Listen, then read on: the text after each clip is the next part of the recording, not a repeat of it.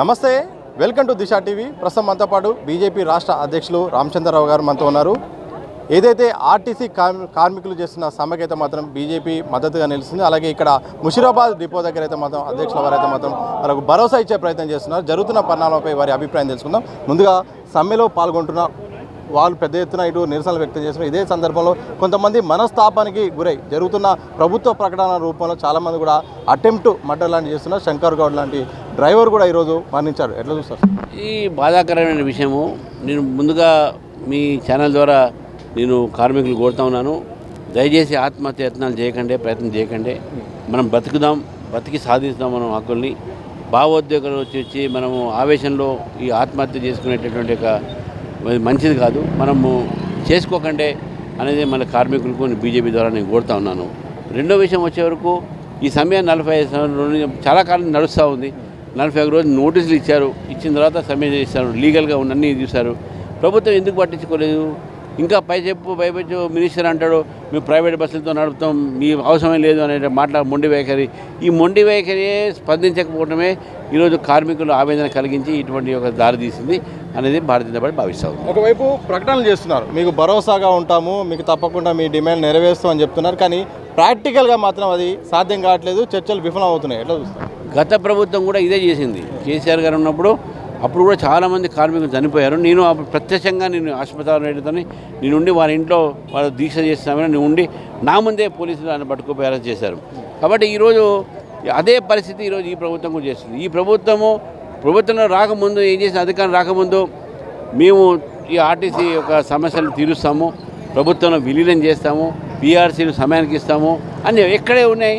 Retirement బెనిఫిటే సరిగ్గా లేవు. మీరు విలీనం గురించి మాట్లాడలేదు.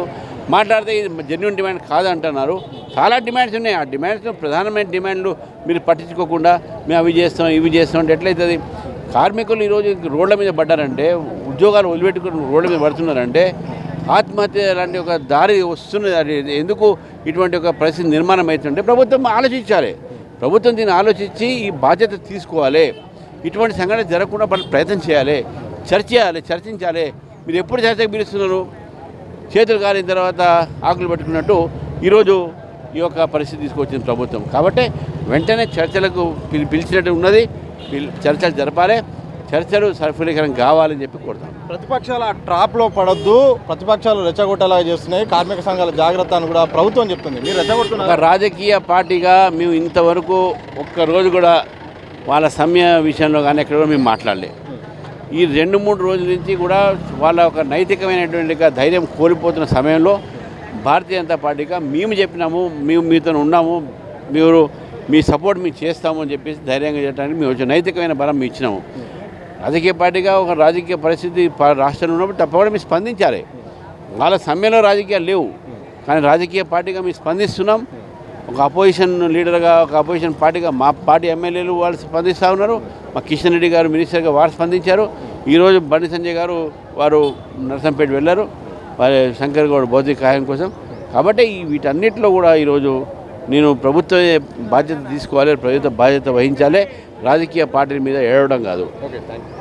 ఇది మొత్తంగా బీజేపీ రాష్ట్ర అధ్యక్షులు రామచంద్రరావు గారు అయితే మాత్రం ఆర్టీసీ కార్మికుల సమ్మెకు మద్దతుగా ఇస్తూ ప్రభుత్వం ఏదైతే హామీలు ఇచ్చిందో హామీలు నెరవేర్చాలి తప్ప ఈరోజు రాజకీయ పార్టీలకు అలాగే ప్రతిపక్షాలకు కూడా అంటగట్టే ప్రయత్నం అయితే జరుగుతుంది. ఇది సరైనది కాదు. ఇది తప్పకుండా ఇది కార్మికుల యొక్క సమ్మె, వాళ్ళ కష్టఫలం. తప్పకుండా వాళ్ళకి ఇచ్చిన హామీలు నెరవేర్చాలి. ఈరోజు సకాలంలో స్పందించకపోవడం వల్ల, ప్రభుత్వం మొండి వైఖరి వల్ల ఈరోజైతే మాత్రం కార్మికులు కొంతమంది అయితే మాత్రం మనస్తాపానికి లోనై కొన్ని ఘటనలు అయితే చేసుకుంటారు. ఇలాంటివి జరగకుండా ఉండాలంటే ఇమీడియట్గా చర్చలకు పిలవాలి. అలాగే ఈ చర్చలు కూడా సఫలవంతం కావడానికి అన్ని రకాల ప్రయత్నం అయితే మాత్రం ప్రభుత్వం చేసి వాళ్ళకు భరోసానియాల్సిన బాధ్యత ఉందని కూడా రామచంద్రరావు గారు చెప్తున్న సందర్భం అయితే కనిపిస్తుంది.